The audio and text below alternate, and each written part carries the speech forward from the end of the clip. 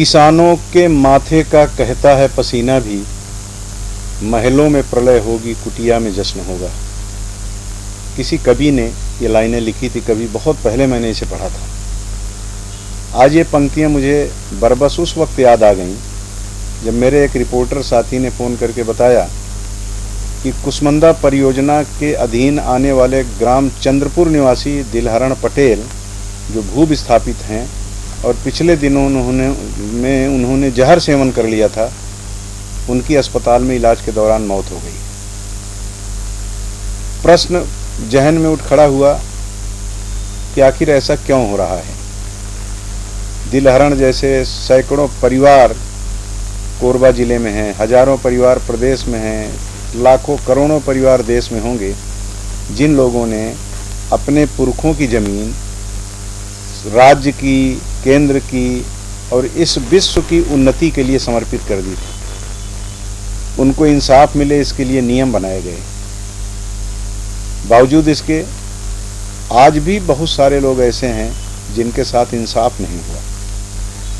वो दर बदर ठोकरें खाते रहे, बीच बीच में उग्र कदम भी उठाने को विवश होते हैं, आंदोलन उग्र कर दिया करते हैं, खदानों के अंदर प्रवेश कर जाते हैं, अधिकारियों का घर घेर लेते हैं, दफ्तर घेर लेते हैं, प्रशासनिक अधिकारियों के दफ्तर तक पहुंचकर अपनी सदा बुलंद करते हैं। बावजूद इसके उनको न्याय नहीं मिल पाता।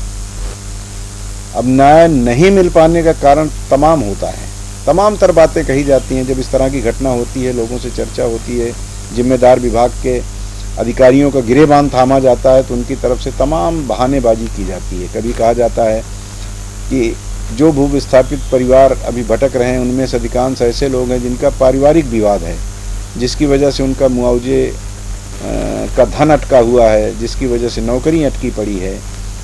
हो सकता है इस तरह के मामले हों, लेकिन अधिकांश मामले ऐसे हैं कि जिनको सहज ढंग से निपटाया जा सकता है।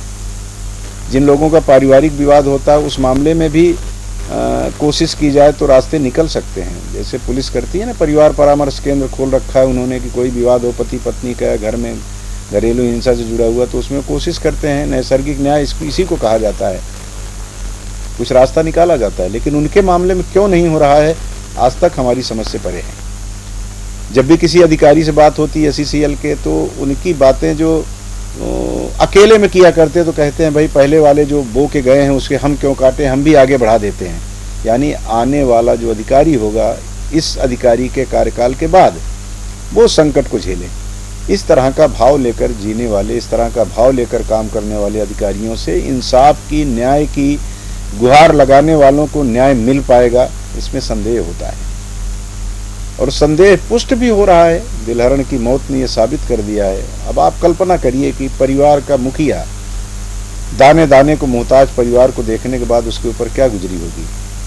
ऐसे उन्होंने जहर का सेवन नहीं किया होगा, क्योंकि ये कहा जाता है कि आत्महत्या बहुत कठोर निर्णय होता है।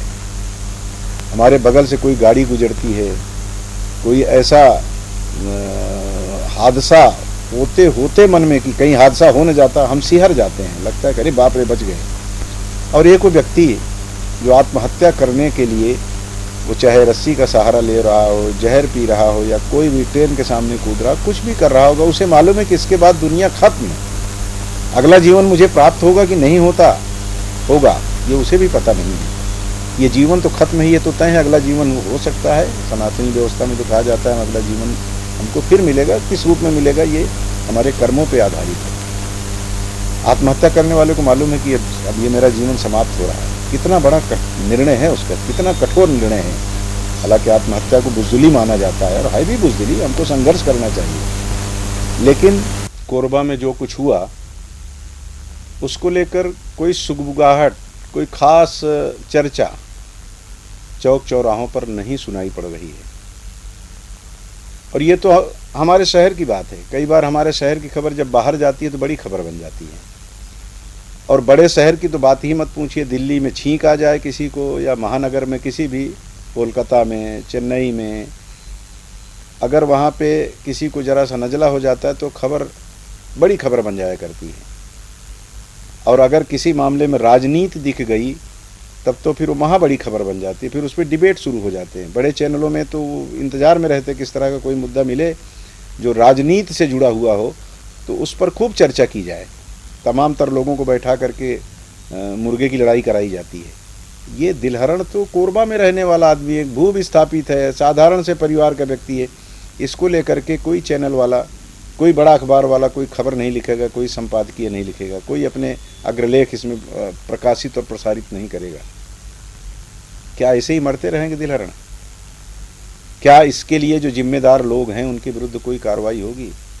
ये यक्ष प्रश्न हमारे सामने एक बार फिर से खड़ा हुआ है।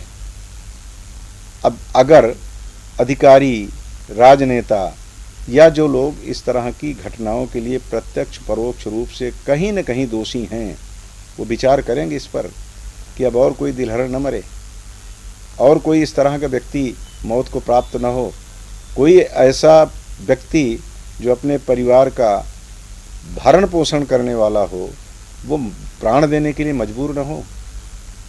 इन सब पर विचार करने की ज़रूरत है उन लोगों को जो जिम्मेदार हैं, क्योंकि फिर वही बात मैं कहता हूँ कि ऊपर वाले की लाठी बेआवाज़ होती है। आप अगर किसी के साथ बेइंसाफ़ी करेंगे तो एक दिन ऊपर वाले की बेआवाज़ लाठी जब पड़ेगी ना, तब आपको एहसास होगा, लेकिन उस समय पश्चाताप करने के लिए आपके पास समय नहीं होगा, हमारे पास समय नहीं होगा। इसलिए ज़रूरी है कि SECL ही नहीं बल्कि NTPC के भी भू विस्थापित बहुत परेशान हैं। 4 पारा के लोग पिछले दिनों संघर्ष कर रहे थे, अभी भी वो संघर्ष करने की मंशा रखते हैं, क्योंकि उनको लगता है कि उनके साथ न्याय नहीं हुआ है। ज़मीन उनकी ले ली गई, वहाँ प्लांट बना लिया गया, वहाँ पे राखड़ बांध बना लिया गया, उसका इस्तेमाल किया जा रहा है वर्षों से, लेकिन उनको जो न्याय मिलना था, उनको जो अधिकार प्राप्त होना था, वो अधिकार उनको नहीं मिला है। यही स्थिति CSEB के भी भू विस्थापितों के साथ है। वो लोग भी निरंतर मांग करते रहते हैं कि भाई हमारे साथ न्याय हो। वो खदानों, राखड़ बांध के आसपास, पावर प्लांट के आसपास कई बार इकट्ठे होते हैं, विरोध करते हैं, मांग करते हैं, लेकिन उनको भी वही आश्वासन का झुंझुना थमा दिया जाता है। तो कृपया जो लोग भी इसके लिए जिम्मेदार हैं वो ये मान करके कि हमारा सहोदर भ्राता है, हमारे परिवार का सदस्य है, उसको इस तरह से दिलहरण की तरह अपने प्राणों का हरण न करवाना पड़े, वो मजबूर न हो जाए आत्महत्या करने के लिए, इसलिए उसके साथ न्याय हो, इस तरह की कोशिश करनी चाहिए। और कोशिश करेंगे तो इस धरती के प्रति आपके ऊपर जो ऋण है उसको आप कुछ उतार पाने में सफल होंगे।